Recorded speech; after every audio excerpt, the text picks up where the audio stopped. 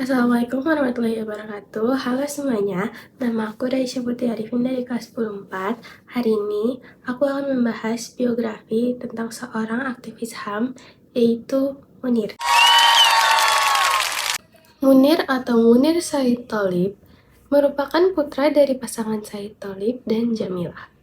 Munir lahir pada 6 Desember 1965 di Batu, Malang, Jawa Timur.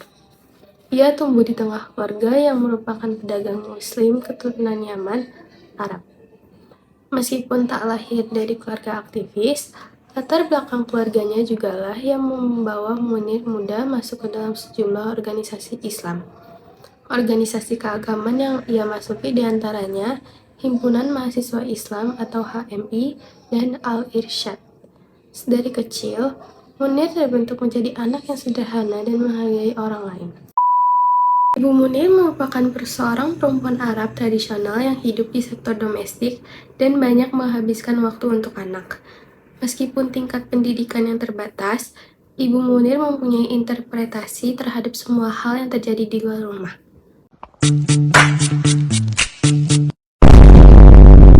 Seperti kejengkelannya terhadap peristiwa penyerangan terhadap etnis Cina di Jawa, termasuk di Malang pada tahun 1977. Interpretasi ibunya tentang etnisitas inilah yang mempengaruhi pemikiran Munir sehingga tidak memandang suku dan agama dalam advokasinya. Benang merah Munir dengan perjuangan HAM agaknya memanglah skenario Tuhan, sebab sejak kecil dia sudah berhubungan dengan hukum. Munir muda yang saat itu duduk di bangku SMP pernah menemukan mayat perempuan terbunuh lalu melaporkannya ke polisi. Pengalaman ini lantas memberikan pelajaran bagi Munir untuk memperjuangkan kebenaran. Lulus dari pendidikan menengah atas, Munir memutuskan melanjutkan pendidikan di Fakultas Hukum Universitas Brawijaya. Ia terbentuk sebagai mahasiswa yang aktif dan kritis. Munir kemudian bergabung sebagai relawan Lembaga Bantuan Hukum atau LBH di Surabaya dan dikenal sebagai pejuang buruh. Perjalanannya sebagai aktivis HAM untuk membela kaum yang tertindas pun dimulai. 2 tahun setelah bergabung dengan LBH Surabaya, Munir terpilih sebagai Ketua LBH POS Malang.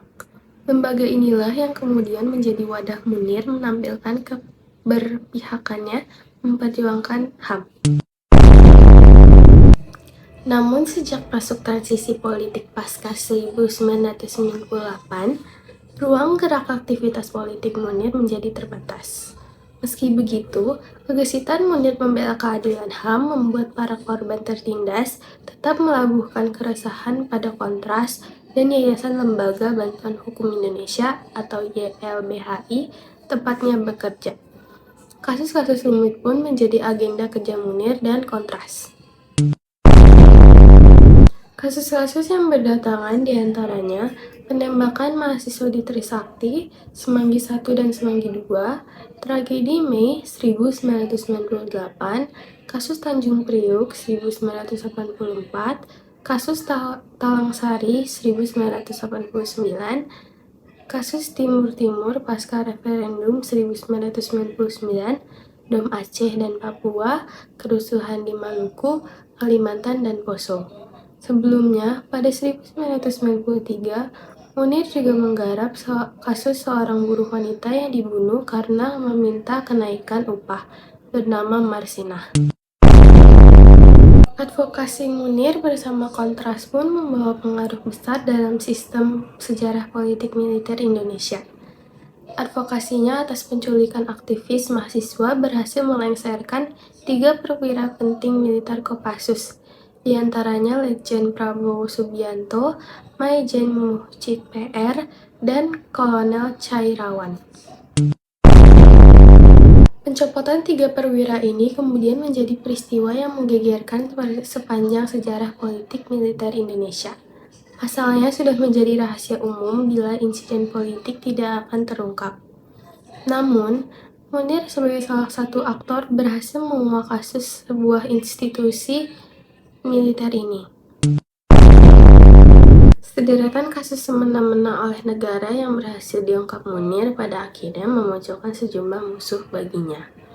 Terlebih lagi, orang-orang yang harus dihadapi masih berada dalam lingkar kekuasaan, menduduki posisi formal negara. Meski begitu, Munir dengan tegas tetap menjunjung tinggi HAM.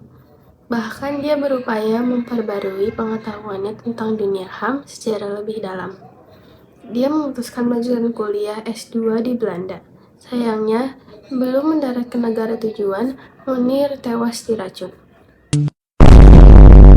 Munir bertolak ke Belanda untuk melanjutkan pendidikannya di Belanda pada 6 September 2004 malam menggunakan maskapai Garuda. Ketika boarding, salah seorang kru bernama Polikarpus Budi Haro Priyanto menghampiri dan menawarkan Munir duduk di kursi kelas bisnis. Meski Munir mulanya menolak tawaran itu, ia pada akhirnya tetap duduk di kursi 3K kelas bisnis pesawat Garuda. Burung besi yang ditumpangi Munir kemudian lepas landas pukul 21.55 menuju Singapura. Di tempat transit tersebut, Munir sempat menyantap hidangan. Perjalanan menuju Belanda pun berlanjut. Pesawat yang ia tumpangi dijadwalkan tiba di Bandara Amsterdam pada 7 September 2004 pukul 8.10 waktu setempat. Pada perjalanan dari Singapura ke Amsterdam, Munir meninggalkan kelas bisnis dan duduk di kelas ekonomi kursi 40G. Setelahnya, Munir terlihat menuju toilet dan 2 jam kemudian mendatangi pramugara untuk dipertemukan dengan Dr. Tarmizi yang ada di kelas bisnis. Setelah bertemu, Munir mengeluh sudah muntah dan buang air besar sebanyak 6 kali. Munir pun ditangani oleh Dr. Tarmizi, namun masih muntah dan buang air besar berkali-kali. Dr. Tarmizi kemudian menyuntikkan obat sehingga Munir menjadi tenang. Lalu pada pukul 4.05 atau sekitar 2 jam sebelum mendarat di Bandara Schiphol, Amsterdam, Munir dinyatakan meninggal ketika pesawat Garuda GA974 diperkirakan berada di atas Rumania. Pada 11 November 2004, media Belanda mengabarkan hasil autopsi Munir yang dilakukan oleh Institut Forensik Belanda atau NFI. Hasil autopsi menyebutkan aktivis tersebut meninggal akibat racun arsenik dengan dosis yang tinggi. Kemudian, pada 18 Maret 2005, setelah penyelidikan yang panjang, kru pesawat bernama Polikarpus resmi ditetapkan menjadi tersangka dan ditahan di rumah tahanan Mabes Polri. Sebelumnya, beredar pesan SMS yang mengabarkan bahwa Polikarpus terlibat di Badan Intelijen Negara atau BIN. Dalam pesan singkat itu, tertulis Polikarpus sering ke BIN untuk merencanakan pembunuhan Munir bersama salah satu pejabat BIN bernama Bu Muhdi PR. Hal tersebut mereka lakukan karena takut Munir akan membuka lagi kasus penculikan aktivis akhir Orde Baru 1997 di luar negeri. Segitu aja dari aku. Terima kasih atas perhatiannya. Wassalamualaikum warahmatullahi wabarakatuh.